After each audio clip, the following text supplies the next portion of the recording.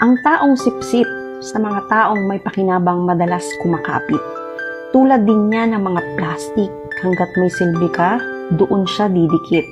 Sa trabaho, yung mga sipsip na lang ang palaging tama. At yung mga nagtatrabaho ng maayos, ang palaging kawawa.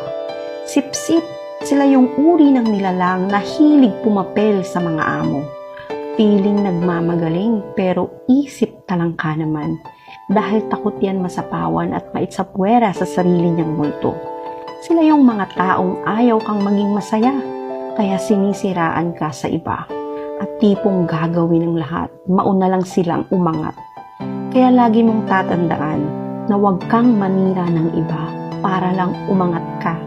Dahil kahit ano pang pagpapabango ang gawin mo sa sarili mo, sisingaw at sisingaw pa rin ang basurang ugali mo.